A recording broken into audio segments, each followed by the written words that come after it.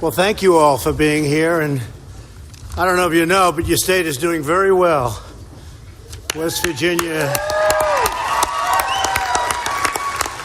Big Jim is doing a good job. Much better since he turned Republican, too. Nobody liked him. I know him for a long time. He's a friend of my boys, and he's doing a great job as governor. So thank you very much, Jim. Appreciate it. And we're on television nationwide talking about that, Jim. It's pretty good, huh? Just keep talking. And he's definitely the biggest governor, too, right? And we'll take that also. Thanks, Jim. But it's wonderful to be back in West Virginia. It was a very special place during the election for me. It was not even close, was it, huh? And a lot of things have happened with your coal and a lot of other things that you're doing in West Virginia, but they've all happened for the positive. And actually, you're one of the most successful now, percentage-wise, you're one of the most successful in the nation. And I could not say that during the election, right? Before we got elected, it was not doing so well. And a lot of factors, but we got it going, and I'm very proud of it because you are very, very special people, that I can tell you. I want to thank you. Nice hat. Look at that beautiful hat. I want to thank Jim and Attorney General Patrick Morrissey and Senator Shelley Moore Capito. Hello, Shelley. Congressman Jenkins, Alex Mooney, David McKinley for being here today. They're all here. Thank you very much. Thank you. So now, once again, you see that America is open for business. The numbers are fantastic. The results are really incredible, what's happening. We're being talked about all over the world. One of the big things is our tax cuts. You know, they used to call it tax reform, and for 40 years they couldn't pass anything, and they didn't know why. I said, how is it hard to pass tax cuts? Turned out it was not that hard. It was not easy. But we changed the name. I said, because, you know, being a person that's only been doing this for 2.5 years, I said, don't use the word reform, use the word tax cut. Because when you talk about tax reform, that could mean your taxes are going up, and your taxes went down. They went down a lot. And I always tell the Republican politicians, because the Democrats have a problem. I mean, if you look at your senator, he voted against. Joe, he voted against. No, it was bad. I thought he would be helpful because he talks. Grabs me, I grab him. Says hello, I say hello. But he votes against everything. And he voted against our tax cuts. And that was bad. And he also voted against medical help and health care. And that's bad. And we can't have it. So, you know, it's one of those things. And he does other things that I don't like, I'll be honest with you. He does other things. So, you know, you're going to have a chance. You're going to have a chance to get a senator that's going to vote our program. That's going to help you in so many different ways, and you're not getting that help right now. I mean, we didn't get one Democrat vote for tax cuts. And when you think about it, it was more than tax cuts because we got rid of the individual mandate. When you get rid of the individual mandate, that was a disaster. That was the most unpopular aspect of Obamacare. This is where you have the privilege of paying a lot of money in order not to have to pay for health care, right? That's not too good. And we got it out in our tax cut plan. And we also got ANWR, energy, big energy. I'm into the world of energy, as you know. And nobody does it better than you folks, so it's very important to me. But it's really great to be here. We're going to have a discussion on how to get the country moving even more so. You know, you probably saw that for many years, no president wanted to go against China economically, and we're going to do it. We had a trade deficit of almost $500 billion last year with China. And I have great respect for the president of China, President Xi. He's a friend of mine. And I'm a friend of his, and I like him a lot. But he's representing China, and I'm representing the United States of America. And it was time that we did something. We can't continue to have, I spoke with Jim just coming in, and Jim's a great businessman, and he said, you're right, we can't continue to allow this to happen, where hundreds of billions of dollars is taken out of our country and our system, where if they make a car, they sell it here, it's 2.5% tax. If we make a car and try and get it into China, number one, they won't take it. But if they did, it's 25% tax. So they pay 2.5%, we pay 25%. They don't even want to take it. That doesn't sound so good. But it's all like that.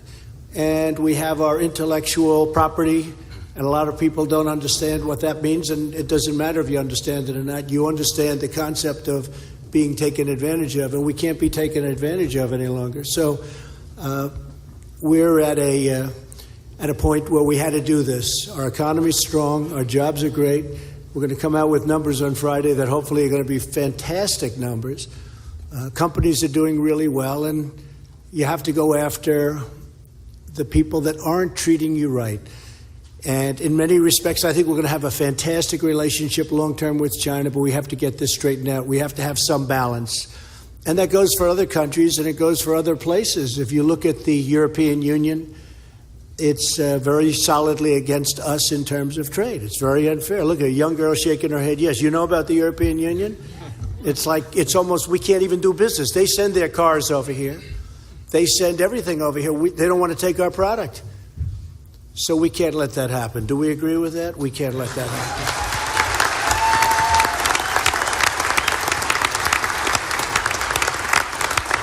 happen. We're working very hard on NAFTA with Mexico and Canada.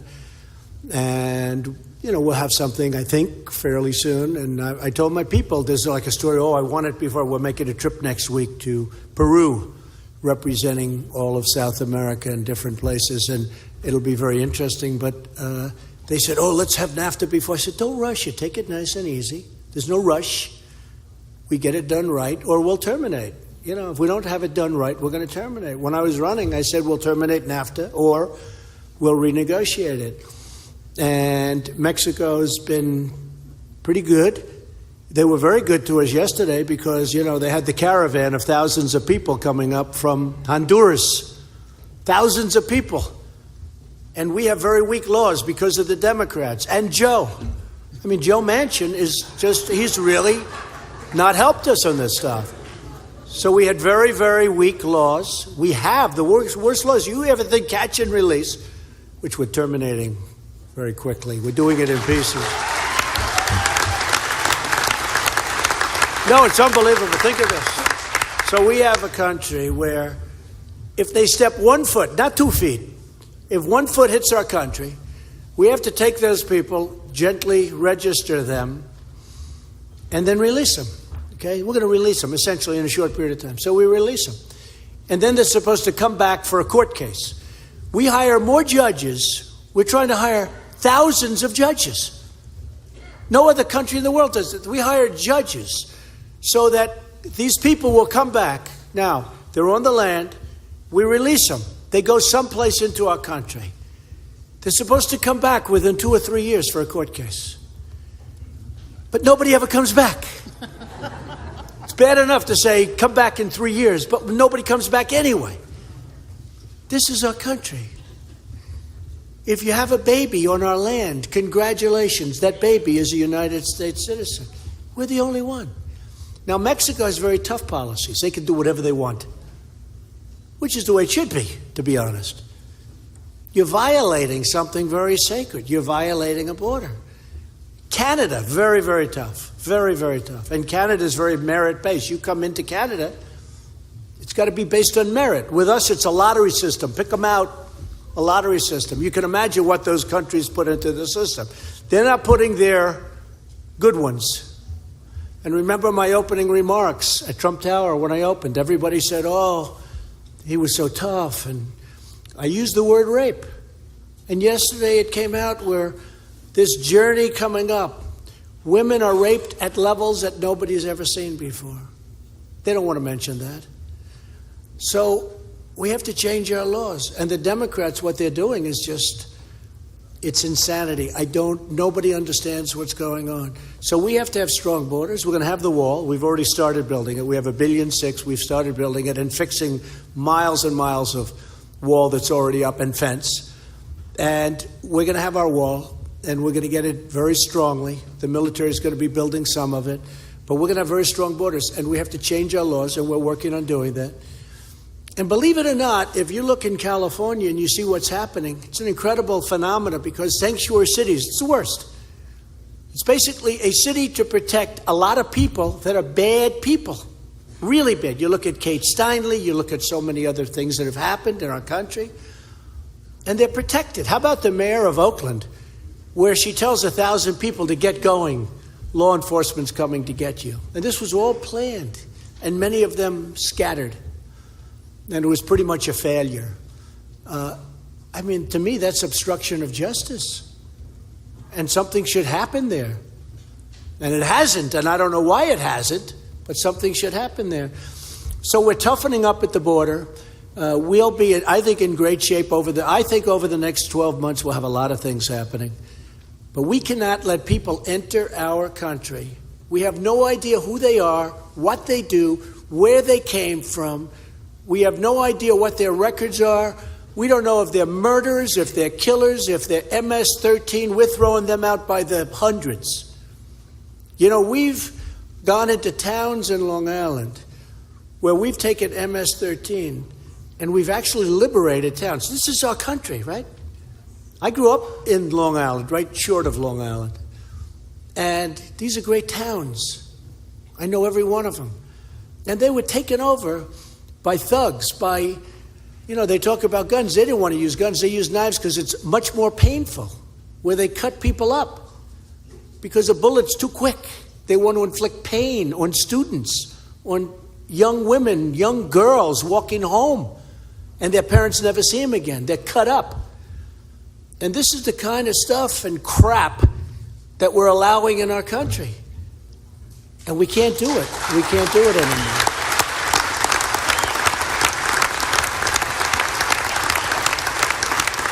You have to see, there's some scenes of the ICE people. They're fantastic and they're tough. And by the way, that's the only thing that these thugs understand. They don't understand, isn't he an intelligent young man? Isn't he wonderful?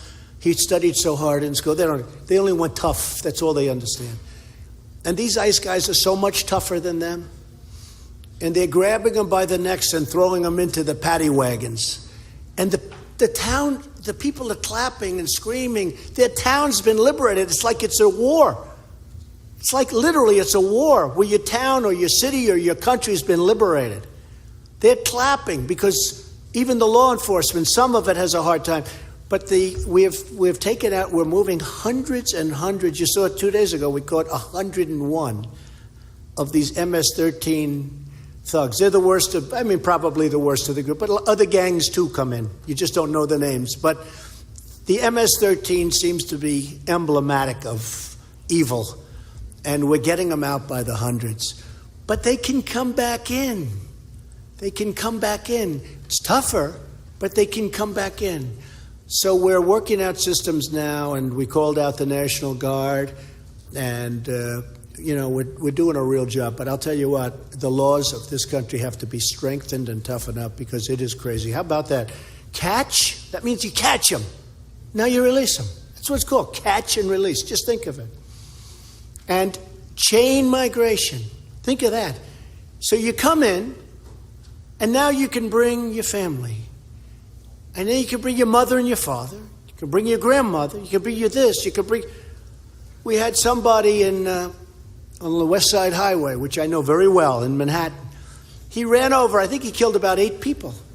And they never mentioned the 12 people that have been horribly injured. These are not people that have been a little bit hurt. They'll lose legs and arms, and they're destroyed for life.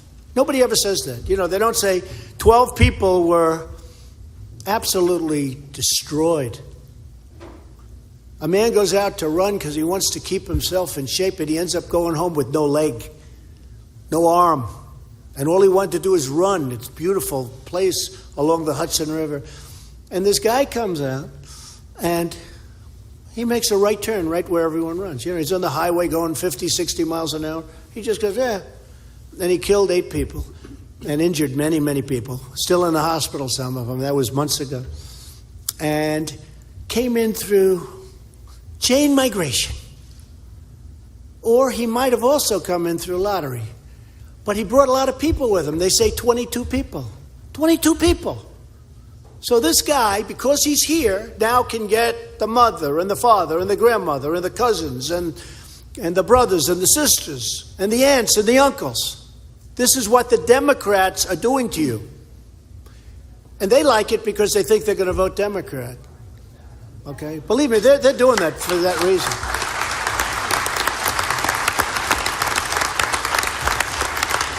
They're doing it for that reason and other reasons. And other reasons. But they are doing it for that reason because they're not going to be voting with us for the most part.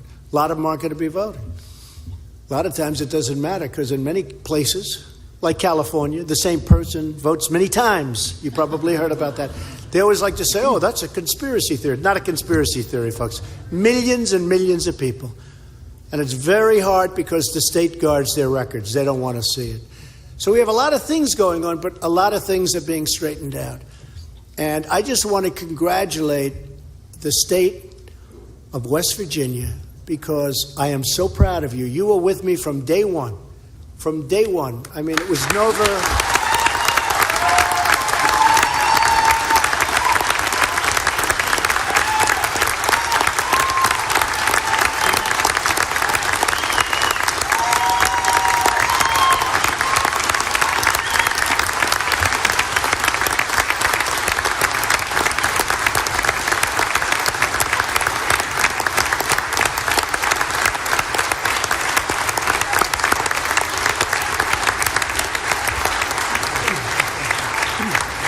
Now, you were with me from day one. There was never like, oh, gee, maybe it's going to be close.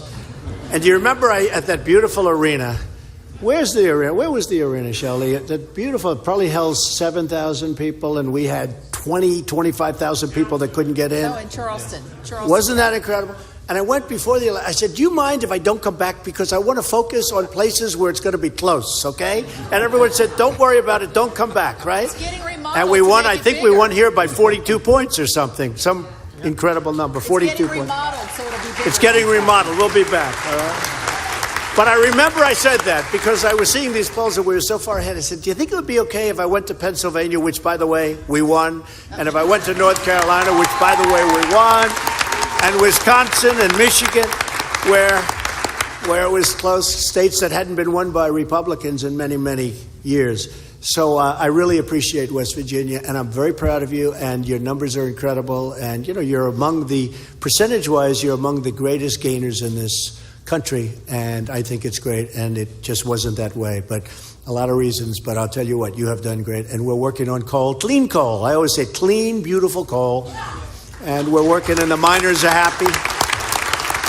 The miners are happy. And we'll be looking at that 202. You know what a 202 is, right? We'll be looking at that. We're trying. About 9 of your people just came up to me outside. Could you talk about 202? And we'll be looking at that as soon as we get back. And I think with that, I'll start. You know, this was going to be my remarks. It would have taken about 2 minutes, but what the hell? That would have been a little boring. Little boring. Now I'm reading off the first paragraph. I said, this is boring. Come on, we have to tell it like it is. And we have to get Republicans in office. And I think with that, maybe, Shelley, I'll let you start off, and we can go around, and I'd like to have Jim say a few words, yes. And Thank we'll you. go around the horn. Thank you, Mr. President. And we'll take some questions. Yes, too. and welcome back to West Virginia for the 4th time. Yeah. You could probably drive the car in. Yes. We really do have an incredible story to tell. And, you know, I'm going to go off script because when people ask me, what is something about President Trump that I don't know, that I might be interested to hear?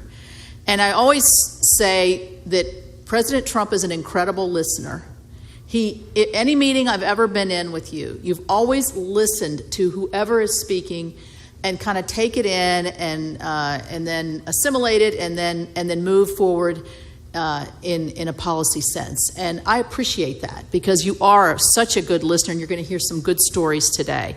I want to remind you and everybody here, which I think they already know, I was one of your earliest and staunchest supporter for the tax cut bill. That's true. That's true. So it's also no secret, West Virginia, we've had some tough times. We really have. But we're in a sense of renewal and great optimism because of the policies that you've brought forward and the Congress has been able to help you with. I have a Share Your Stories initiative, and I'm just going to briefly say two, and this is going to be brief. I ask people to share their stories about tax cuts and the influence that it's had on you. And I was at a Holiday Inn Express, and I learned that the desk clerk had just gotten her first paycheck from the new schedule. And she got an extra $50 on her paycheck. And she came in the next morning and she told the manager she had this bright smile on her face. She was so happy. And he goes, well, how come you're in such a good mood today? And she said, with that $50, I was able to purchase high-speed internet for my house so my daughter can do her homework. So that is an impact on that person and her daughter. The second instance is a gentleman from Huntington as well who also just got a $1,000 raise with his company. And he said it's just amazing. He's been able to save some. He's also, with energy costs going up and traveling now that it's spring, he's able to use that to enjoy more things with his family. So he says thank you. I say thank you. And I look forward to hearing the stories today. And thank you again for coming. Thank you very much. And Shelley, this will be the last time, April, be the last time that you're going to go that old-fashioned, big, lots of pages, complicated tax form. Because next April, you're going to, in many cases, one page, one card. It's going to be very, very different. Very, very different. So not only will you save a lot of money, because it's a lot of money for a lot of people, but you're also, not to even mention the companies where they're employing, because now they have all this incentive. If you look, Apple is going to spend $350 billion building plants in our country instead of the different places they have them. But you'll have a nice, simple form next year. This will be the last year, so take pictures of it and enjoy it. This is the last time you'll have to file a very complex and big tax form. It'll be much easier starting next April. Jim? Mr. President, let me just say just two or three things. First of all, this man is a friend of mine, and his family's been a friend for a long time. I can share with you just this, that what he's done that has impacted our state thus far has changed our state in so many ways, it's unbelievable. I mean, you just think, I ran on tired of being 50th, and we're finally first in all kinds of things. And all of us have a gratitude to pay to this man and his guts to stand up, like a lot of West Virginians do, to change our country, and to do this when he surely to God didn't have to do this. I mean, this man stepped forth for all of us. Now, let me just say just this real quickly. The thing that I know about him that you may not is he really cares. He genuinely, in his heart, really cares about West Virginia, about you, and about this country. And let me just end with just this, because this I love teetotally to death. The last time he was here, I was in the limo with him, and I said, Mr. President, the ladies down at Hardee's this morning when I was going through were out of their minds. And they said, can you please tell him we said hi and we love him and everything else? And he looked at me and he said, you like Hardee's? He said, I like McDonald's. And then I asked him if he could sign something and give to those ladies. And he looked all through the limo, and finally he pulled out his speech. And he said, he wrote, Hardee's gals, take care of Big Jim, a great guy and great friend, Donald J. Trump. Now, I'm telling you, that's what kind of man we have in this office. And I love him with all my heart, and I'll support him to the death. He's a great man. Give him a giant round of applause. Thank you, Jim. Thank you, Jim.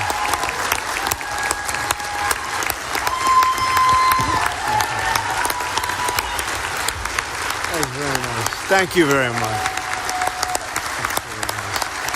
Thank you, Jim. Thank you. That's really nice, Jim. Thank you very much. My sons come up, they go hunting with Jim. He's a good hunter, and they go hunting. They love to hunt. So thank you very much for that. That's really beautiful. Maybe I could ask two very smart and very good representatives of you folks to say a few words. I'll start with Evan, who you're going to be running, and you got a pretty close race going, I understand. And Welcome. We're gonna know the outcome. When is the actual race? When is it? May 8th. May 8th. So go out and vote. Evan, go ahead. You're up. Thank you. Then Patrick. Thank you, Mr. President. Welcome to the 3rd Congressional District. Thank you. Thank you. It's an honor to have you, and as Shelley referenced, it's the 4th time in the 3rd Congressional District. So thank you right. very much. Thank you. Terrific. Shelley says people oftentimes ask her, what's something you don't know about the president? Let me suggest something everybody in this room and every West Virginian knows, and that is you're a man keeping your promises.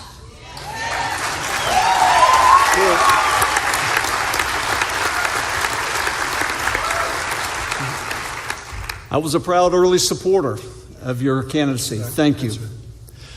You made a promise to the people of West Virginia to end the war on coal. And you referenced the campaign. Remember, your opponent said she was going to put a lot of coal miners out of work. Until she got here. That didn't work, right? She came here, tried to say no. Did I ever say that? That was not a good day. The round table. You made a promise to end the war on coal, and you've kept that promise. Thank you on behalf of the great people of West Virginia. Thank you, Evan. You also said we're going to cut taxes, and you did that. Shelley referenced, I think, some facts and figures. Let me give you an example. Not a lot of people know it, but for the average West Virginian, 2 kids, it's $1,966 more in their pocket because of your tax cuts, Mr. President. Thank you on behalf of the people of West Virginia. Thank you, Evan. Thank you, Evan. Now, here's something just as powerful. The average mortgage in West Virginia is $600. You divide 600 into 1,900, and you find out that thanks to President Trump paid the mortgage payment for 3 months of the average West Virginian. You want to talk about making a difference in a family's life? You've done that. You've kept your promise. Thank you. And I've shared with the president here a couple of months ago, I said, Mr. President, in West Virginia, you have the highest approval rating of any state in the nation because West Virginians understand your policies are working. You ended the war on coal. You signed the legislation I had the honor of authoring that saved 1/3 of all the coal mining jobs in America, and you did that in the Oval Office. So on behalf of the people of West Virginia, thanks for keeping your promise. You're welcome to come back anytime. Thank you.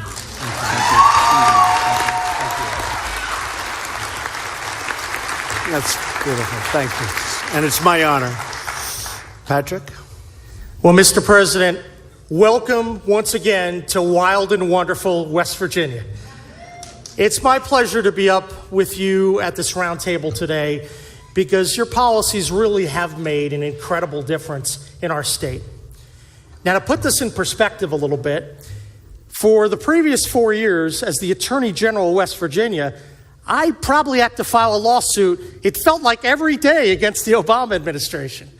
Thank goodness we now have an administration to work closely with who's committed to regulatory reform, tax relief, and helping our state out. We had the bullseye on us until you got here, so thank you for that. Thank you very much. Thank you.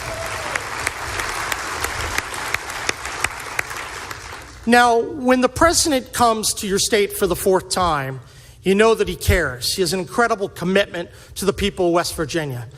The reason why I'm so excited about President Trump and his administration is because on the key issues that matter to our state, your policies are dead on correct. Regulatory reform. This is where you've made an incredible amount of progress. That Clean Power Plan, I sued Obama, took him all the way up to the Supreme Court, and I won. But you know what? It still was pending in the courts. You came in, and boy, we walked into the White House, and it was much easier dealing with the Trump administration than it ever was under Barack Obama. That's an awesome thing for West Virginia. You know, on issue after issue, you have a regulation, an executive order you put out, the 1 in, 2 out. Well, I defended your administration. We actually knocked it out of the D.C. court because President Trump understands we have to dramatically reduce the size and scope of the administrative state.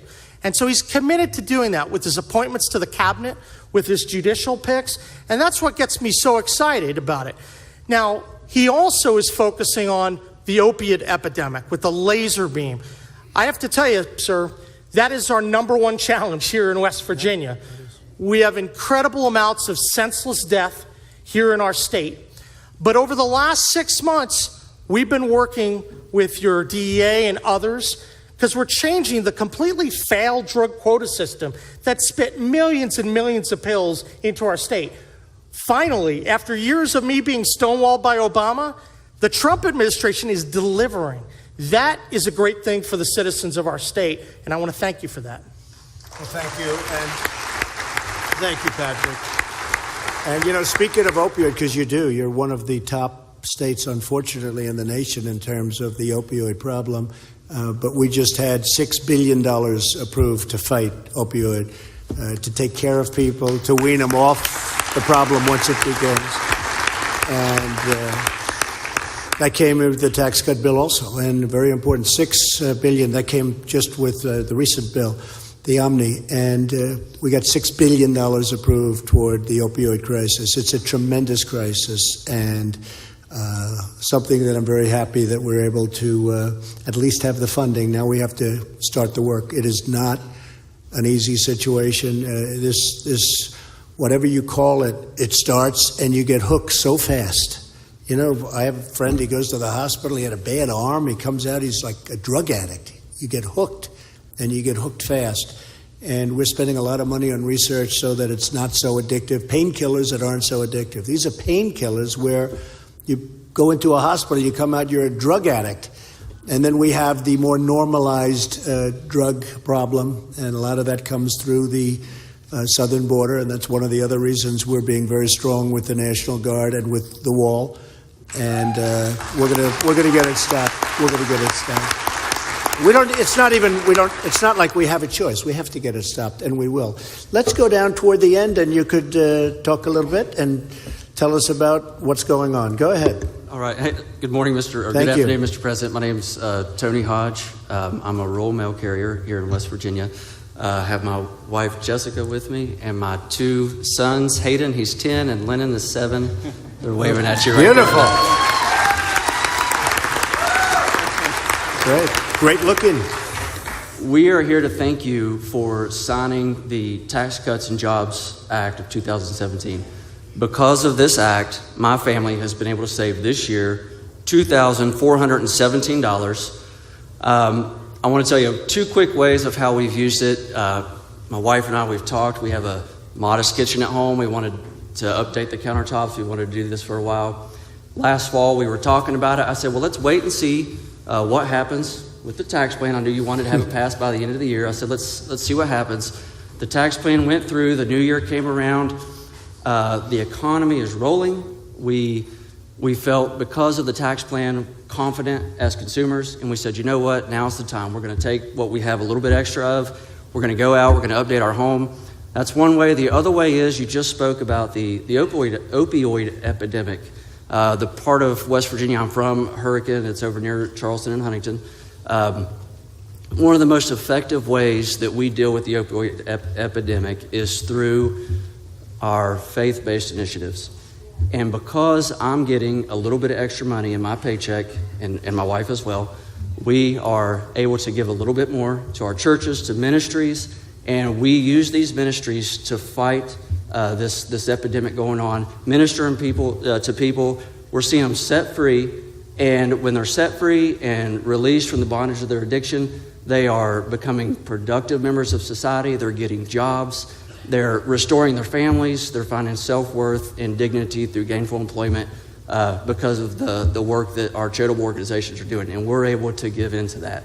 So there's 2 ways it's directly affected my family. If Jessica, my wife, would like to say something. I just want to say thank you. I said I wasn't going to cry. Gosh.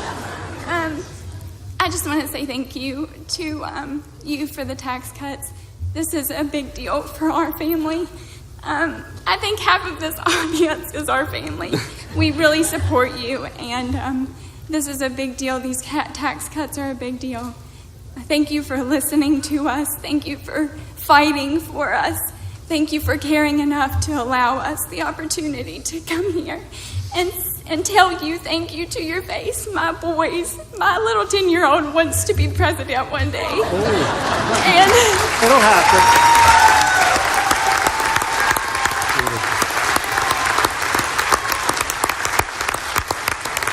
That's fantastic. That's a beautiful family. I just thank you for the opportunity. Thank you very much. So beautiful. Thank you very much. Great family. Thank you. Take good care of them, okay, boys? Take good care of them. Thank you. Please. Mr. President, first, thank you for the invitation. I really appreciate it. I think it's an honor to meet you, and I'm happy and very proud to participate in this event. My name is Nathaniel Bonnell, and I am the president of Citizens Bank of West Virginia. I'm from Elkins. That's where Citizens is headquartered. We're a small community bank. We have 5 branches within the state, and we've operated out of Elkins for 94 years, so we have a long history in the state.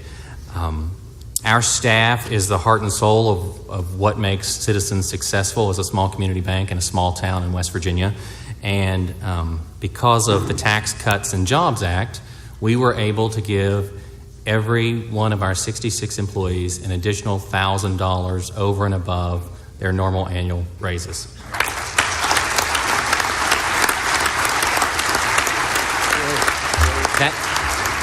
That $1,000 bonus, we talked to several of the staff members, and they've told us several stories, and I brought with me a staff member today that I'll let speak with you in just a moment. But in addition to the bonuses, Citizens operates in rural Appalachia, and we know all too well that oftentimes small organizations like us help support local communities and charities.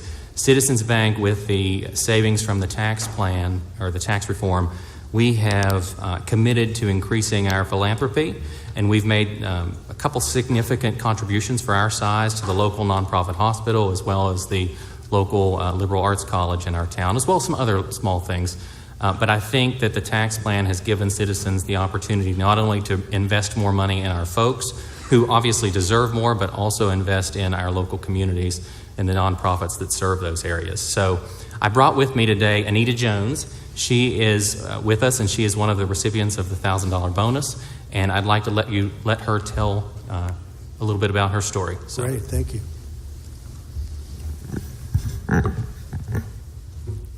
Mr. President, I'm very honored to be here and to finally meet you.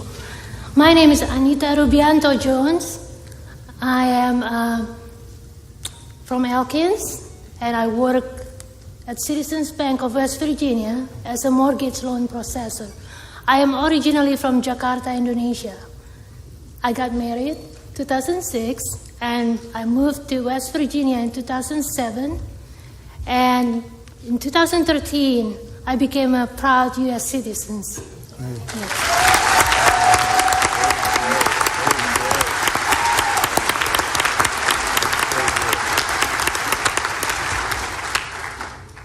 This country has given me a lot of opportunities to know myself, to be well, to done well in so many things I do.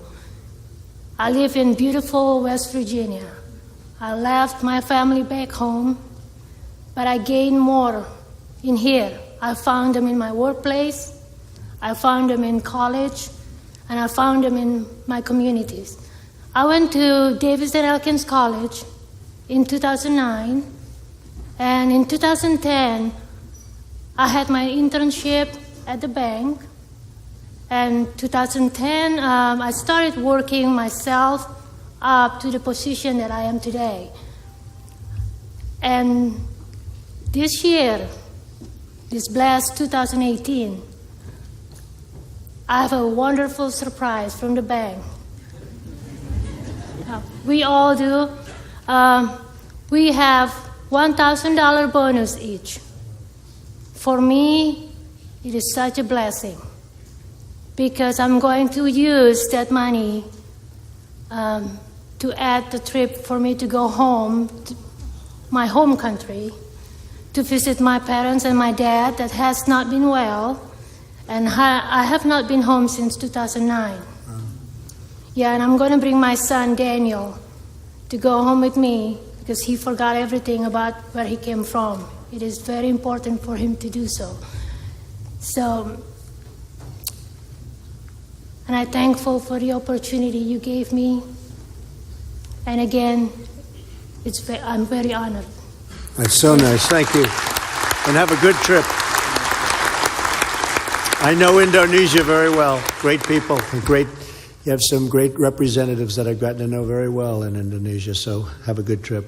That's really nice. And you know, your bank, maybe from the standpoint of lending, we've done something very important. We've made it a lot easier for you to lend now to great people that a short period of time ago you were not able to lend because of rules, regulations, and you were lending to people that you didn't even want to lend.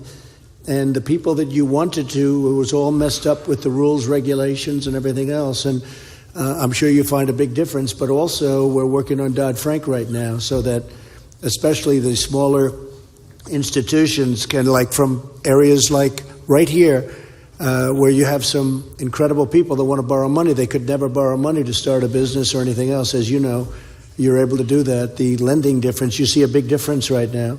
And the lending climate and the level of anger at banks was just enormous. It was horrible what was going on.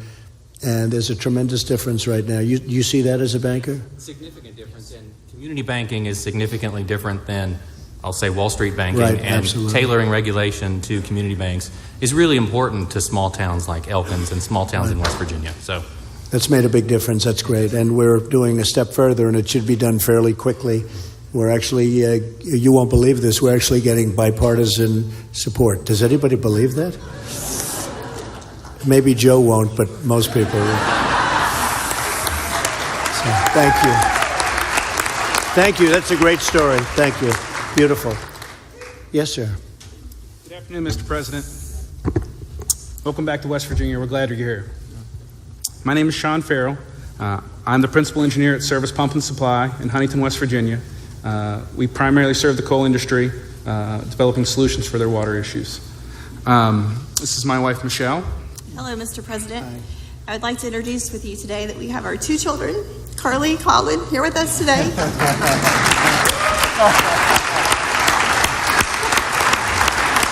You're right, not bashful. Both of our children attend St. Joseph Catholic School, which is a private school in our hometown of Huntington. Sir, last month we opened for the first time a 529 account. Previously, these accounts could only be used to spend on college education. With the changes to the tax law, we can now spend it with St. Joe for our kids' K through 12 education. Great. It's a great benefit to us. We know a lot of families that are taking advantage of it as well. So we appreciate that change to the tax law that allows us to save and invest in those accounts and spend it on their K through 12 education at St. Joe. Additionally, Service Pump, where I work, everybody in the company received a raise as a direct result of the tax plan.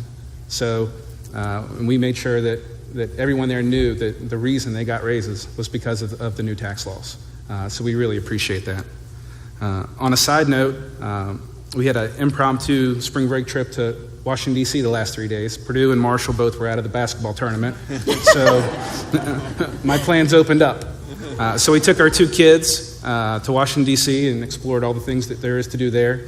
Our son was disappointed we couldn't walk up to the front door of the White House and ask for you.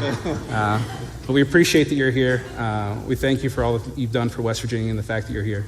And that my little guy gets a chance to say hello. That's really nice. Thank you. Hello. Thank you, man.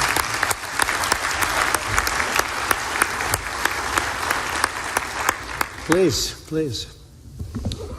Thank you, Mr. President. My name is Terry Dotson. I'm the chairman CEO of a company called Worldwide Equipment. We have 48 rooftops in 6 states. Our company is 50 years old, and partly because of your administration, we were able to bring every employee that had been with us over 50 years and celebrate 400 rooms we rented from Jim down at the Greenbrier last May. We've suffered through we employ about 225 people in West Virginia and have 6 rooftops here. We currently have about a $6 million payroll yearly in the state of West Virginia.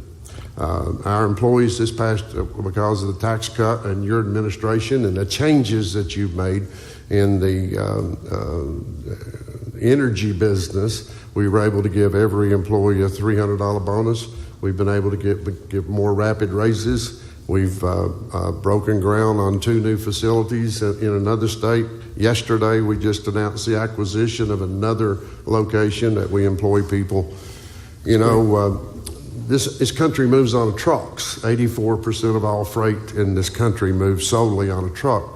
And with the technology we have today, the air going out of a truck is cleaner than the air coming into it. And I can tell you how good the total country is in business today. That's changed since you've been in office. Is virtually the trucking industry is sold out for this entire year's build, and they're scheduling now for the first quarter. You've made a huge difference. Your tax cuts have made a difference. And I can tell you our people know that your tax cuts have made a difference. I can tell you that it's not crumbs to them when they can pay their car payments and invest in their children's future. It's extremely important that the money stays and turns over in the communities. You're a businessman, you know that. And I thank you very much for the things that you've done, the things that you've made possible by you being in office. And I just pray to God that you stay focused and get it done as it needs to be, because you've done a great job. Thank you very much. That's very nice. Thank you. Thank you.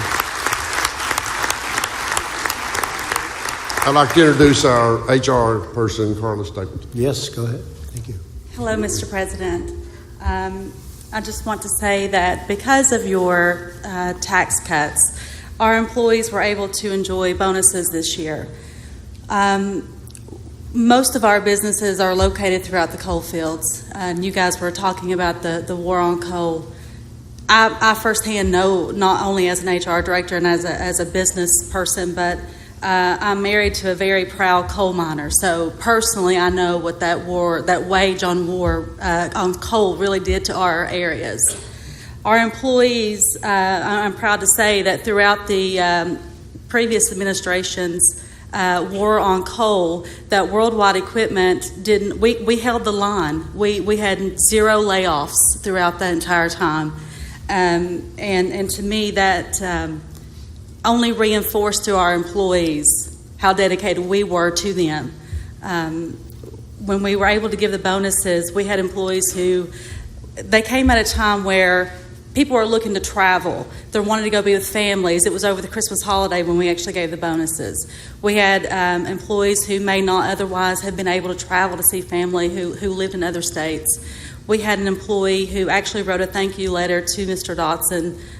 He actually used that money to go spend time with his father who was dying during that time.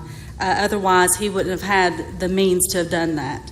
We had employees who spent the bonuses on things such as car seats, things that many of us don't even think that maybe, where's that extra money going to come from? And we were able to actually give them a little bit of cushion.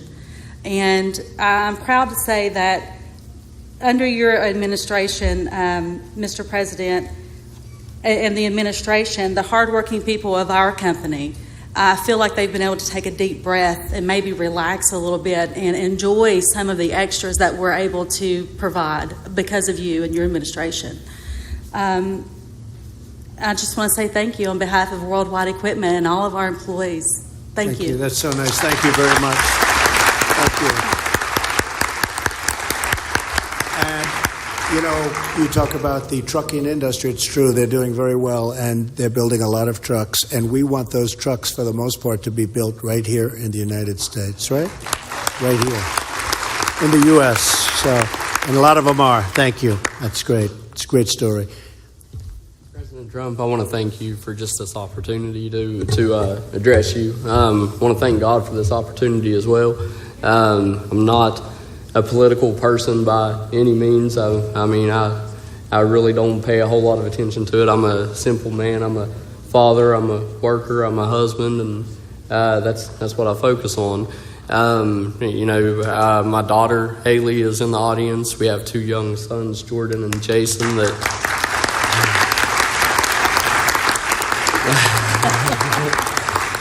We have 2 young sons, Jordan and Jason, that wasn't able to come today. I work for them. We're Christians. We serve at our church, Daniel's Bible Church. Our pastor's with us today in the audience, and I know he's a big supporter. Carl Dingus, he's up there waving.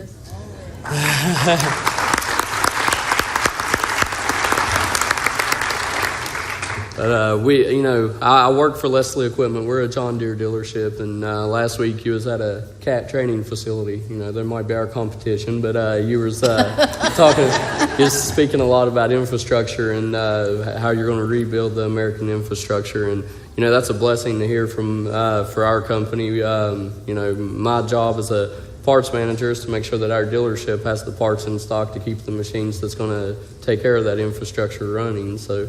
Just in job security, that's good to know. We also, coal fields are big around our area. It's good to see that coming back.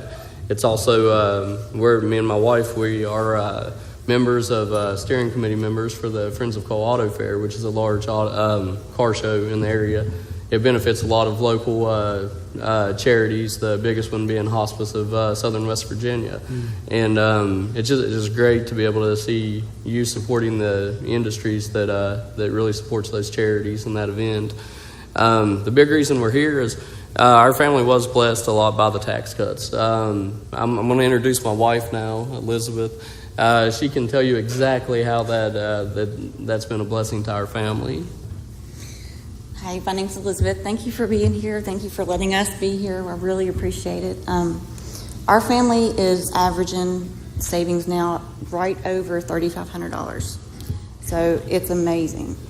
And Haley, she's joined the archery team for her school. We get to travel with her now and watch her shoot archery all over the state of West Virginia, which is awesome.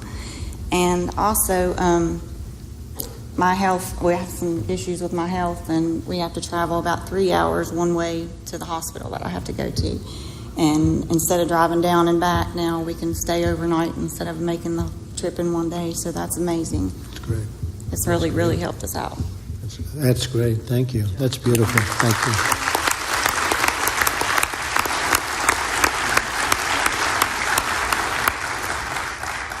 you. And you're doing well, right?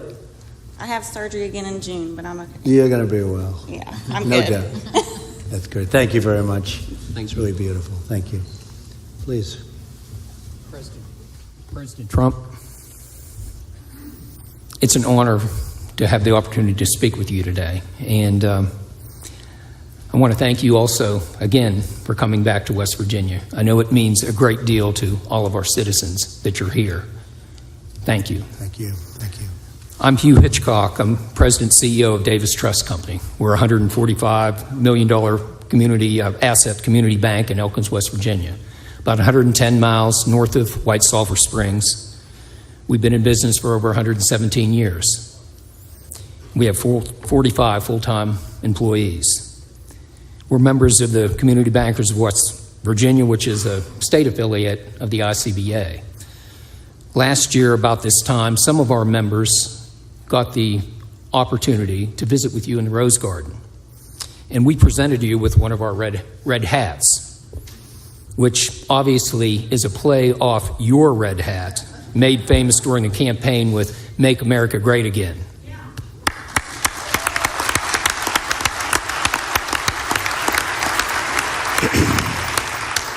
Now, obviously, our red hat is not as famous as yours.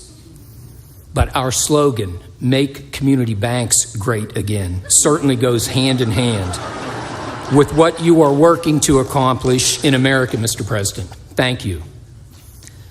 The Tax Cut and Jobs Act, signed by you into law right before Christmas, is a prime example of what you are doing to provide the tools to help business turn things around in our country, and you are turning things around.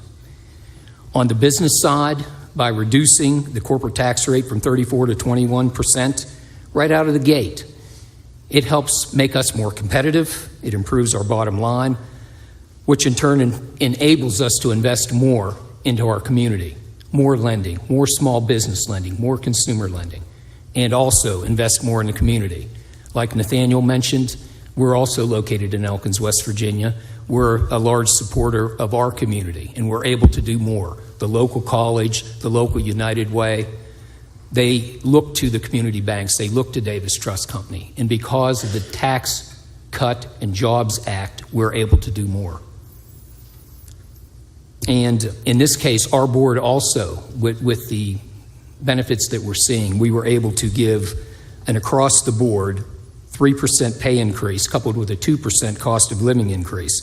And I can assure everyone listening, this was much more than just crumbs. It makes a tremendous difference. And Mr. President, I urge you to stay the course. Stay the course. It's not easy. And what you have done for our country, you, again, are helping to turn things around in a big way. And now, to give you an idea of what the Tax Cut and Jobs Act means to one of our employees, it's my pleasure to introduce to you one of our recently promoted assistant head teller, Ann McCumber, to explain just what the benefit of the base pay increase means to her. Thank you for being here. Thank you. Thank you. Thank you very much.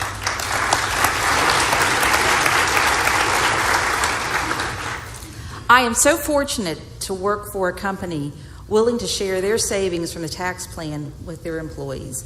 The employees of Davis Trust Company did not just receive a one-time only bonus, but an increase to our wages. This means more money in our paychecks now and also in the future. I am already using my extra money to spoil my grandsons just a little bit more. I have 2 grandsons. Ethan is 9 and Silas will be 7 tomorrow. Silas wanted a guitar for his birthday and Grandma came through and he is getting a guitar for his birthday tomorrow.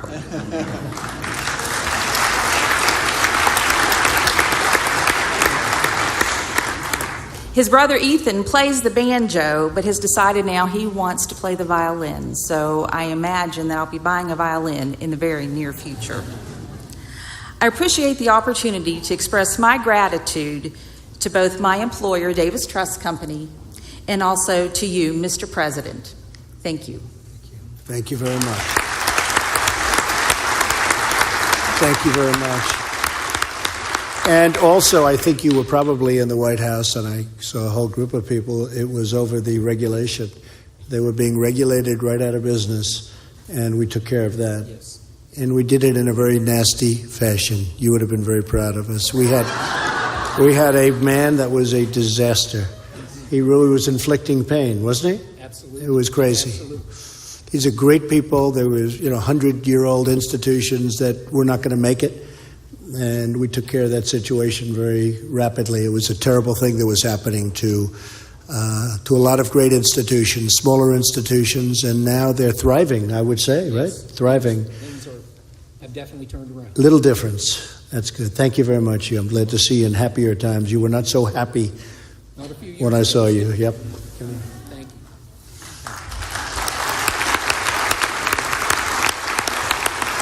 So that pretty much wraps it up. We're very proud of the tax cut. It's a lot of people are being helped so much, and so many things in there that we don't even talk about when you're talking about tooling and trucking and all of the elements of investment that you have to make, and now you have 1 year expensing. Who would have believed you would have had that? Nobody ever thought that was going to be possible to get, where you can write off your expenses in 1 year. Simply 1 year expensing. I think it's going to be the greatest benefit in the whole bill. I actually think that perhaps could have the biggest benefit in the bill. Tremendous amounts of money is coming. Basically, billions and billions of dollars is being brought from offshore, where big companies, small companies, they had money trapped outside of our country. They couldn't get it in. And I think it's going to end up being $4 trillion will come back in. Already, Apple said they're bringing back about $220 billion, and others are bringing back billions and billions of dollars, and it's coming back at a faster rate than we ever thought possible. So it's really been tremendous. So I just can say on behalf of myself and Republicans and the Trump administration and all of the people that work so hard, it's been an honor. It's had a huge impact on our country, and well, you see the numbers. The numbers are starting to get released of companies and, frankly, families and their spending habits, and they're able to go out and buy things, and hopefully we're going to start making more things in the United States, and that'll be great when you see elements of your life that were very important and they were made in different countries. I think we're going to start making things here again, and that's very important. When we renegotiate a lot of these deals, we're taking a lot of the incentive away to go elsewhere. We want our people to make products that they're buying, and we want to be proud of it again. We used to have an expression, made in the USA, and we don't hear that too much anymore, but we're starting to hear it a lot. We have factories moving from Mexico, and again, we're negotiating a deal with Mexico, NAFTA, and I hope it works out. But it was a horrible deal for our country. It was incompetently drawn. It was a shame that it ever happened. It emptied out millions of jobs, thousands of factories and plants. They left, and a lot of them are moving back. Chrysler just announced they're moving back into Michigan, and many other car companies are expanding and building brand new plants. That hasn't happened for many years, for decades. So it's my honor. We're enjoying it. We're fighting it. We got a lot of people out there that I don't think are very good people, but that's okay. We have some people that are great people. We have some people that really, they love this country more than anything, and they see now it's on the right track, and it's going to get better and better, and you'll see a lot of changes and a lot of very positive changes. But it's been great hearing your stories. Your stories have been fantastic. And Jim, I want to thank you. And Shelley, I want to thank you. And Patrick and Evan, good luck. I don't know. You too. You too. Good luck. Thank you, Mr. President. That's going to be should we do a little test? Yes, let's do it. Let's do it. Who's voting for Patrick? Who's voting for Evan? This is his congressional district. I don't know. Yeah, it's your district. Okay. Statewide. Well, it was fairly close. That was fairly close. Hey, thanks, everybody. We love you all. We'll be back. Thank you very much. Thank you.